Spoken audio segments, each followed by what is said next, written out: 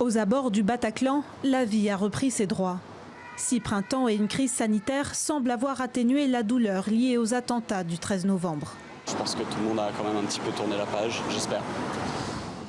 Mais pour les survivants, le souvenir est intact.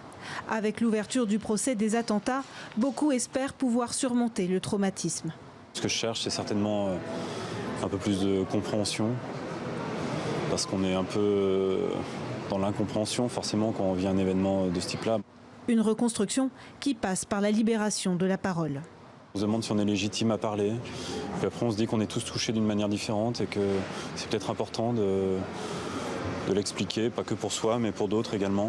Moi, si j'ai envie de parler, c'est plutôt dans cet esprit-là, pour que d'autres personnes se sentent également moins seules. 20 accusés, 1800 parties civiles pour une durée de 9 mois. Ce procès est la plus grande audience criminelle jamais organisée en France.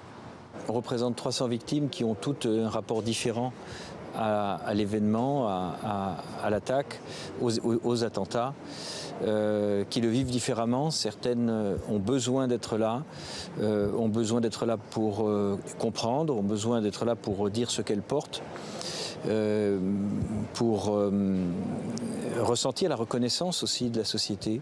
Malgré son ampleur, le dispositif ne saurait faire parler les 130 Français emportés par la folie meurtrière. Philippe Duperon a perdu son fils lors des attentats. Depuis, il se bat pour faire entendre la voix de ceux qui ne sont plus là. Il n'y a pas de règle univoque, il n'y a pas de règle unique en matière de deuil, de reconstruction, de résilience.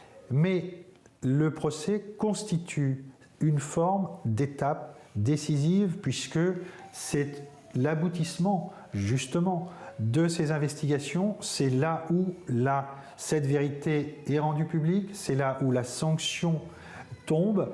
À partir du 28 septembre, 300 proches de victimes et rescapés des attaques se succéderont pour témoigner durant 5 semaines.